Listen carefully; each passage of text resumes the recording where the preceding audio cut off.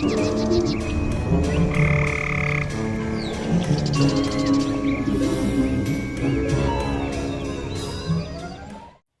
film s'ouvre aux États-Unis, au Nouveau-Mexique, où un groupe d'astrophysiciens dans un camion observe d'étranges lumières dans le ciel.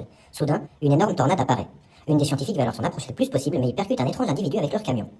Retour ensuite au Moyen-Âge, où une armée de géants des glaces venus d'une autre planète attaque la Terre, mais ils ont été repoussés et contraints de rester sur leur planète par les guerriers du royaume d'Asgard qui ont volé la source de leur pouvoir.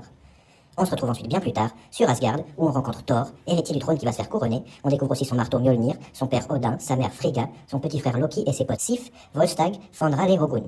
Malheureusement, la cérémonie de couronnement de Thor est interrompue par une attaque de géants des glaces qui tentent de récupérer leur source de pouvoir. Ils se font arrêter et tuer, mais Thor voit cette intrusion comme un affront et veut attaquer leur planète. Mais Odin s'y oppose car il a conclu une trêve avec les géants des glaces. Thor, tout colère, décide alors de monter une petite équipe pour aller chez les géants des glaces. Lui, son frère et ses potes partent alors. On découvre le Bifrost, pont magique permettant de se rendre n'importe où, ainsi que son gardien Heimdall. La petite équipe arrive alors chez les géants des glaces, où ils apprennent qu'il y a des traîtres à Asgard, puis c'est la bagarre.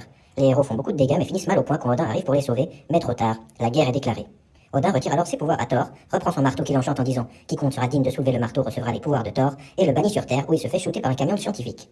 On découvre alors que les scientifiques se nomment Jane Foster, Darcy Lewis et Eric Selvig. Ils amènent Thor à l'hôpital puis ils décident de le garder avec eux car ils ont envie de comprendre ce qui s'est passé dans le ciel quand ils l'ont trouvé.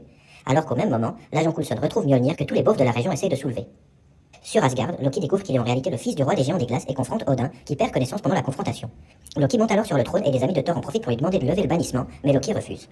Sur Terre, Thor apprend que son marteau n'est pas loin et demande à Jane de l'y amener en échange de réponses, et ce, malgré les conseils du docteur Selvig qui lui fait pas du tout confiance. Au même moment, le Shield vient saisir tout leur matériel scientifique.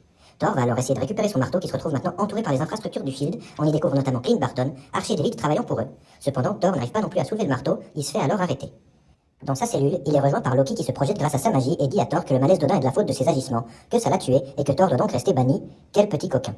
Heureusement, l'équipe de scientifiques vient libérer Thor en le faisant passer pour un des leurs, mais ils sont en désaccord sur le fait de croire ou non aux histoires de l'origine de Thor. Ils décident alors de faire ce que ferait n'importe qui dans cette situation, ils vont boire des coups. Thor leur explique alors le fonctionnement du monde et de l'univers autour de l'arbre-monde et des 9 royaumes. Loki, lui, de son côté, se rend chez les géants des glaces où on apprend que c'est lui le fameux traître. Il propose donc à leur roi de tuer Odin dans son sommeil en échange du retour de leur source de pouvoir. Les potes de Thor, eux, de leur côté, veulent alors mettre en place un plan pour le ramener. Ils demandent alors l'aide d'Heimdall, qui lui aussi se méfie de Loki pour se rendre sur Terre. Loki s'en aperçoit et on voit le Destructeur, un genre de robot géant magique pour les faire arrêter et tuer Thor. Ils arrivent quand même à retrouver Thor, mais il refuse de se faire ramener car il est coupable de la mort de son père. Sif lui apprend alors que non, son père est toujours vivant. C'est le moment que choisit le Destructeur pour arriver. Thor, qui n'est pas capable de l'affronter sans ses pouvoirs, demande à ses amis de le retenir pendant qu'il met tous les civils en sécurité. Malheureusement, les amis de Thor n'arrivent pas à venir à bout du Destructeur. Thor, conscient qu'il est là pour lui, fait alors le choix de se sacrifier, car le tuer est la mission principale du Destructeur. Ce sacrifice le rend alors à nouveau digne de son marteau et de ses pouvoirs.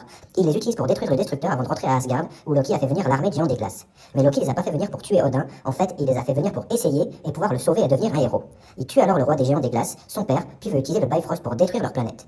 Thor, incapable d'arrêter ça, décide de détruire le Bifrost, se condamnant à ne plus pouvoir aller sur Terre pour voir ses nouveaux amis. C'est le moment que choisit Odin pour se réveiller et venir sur place, mais Loki saute du pont et disparaît. Quelque temps plus tard, Thor fait la paix avec son père puis demande à Heimdall s'il peut voir ses amis, ce à quoi Heimdall répond « Ils sont à votre recherche. » Et c'est fini. Vient alors la scène post-générique où Nick Fury rencontre le docteur Selvig et lui présente un étrange cube lumineux, apparemment source d'énergie.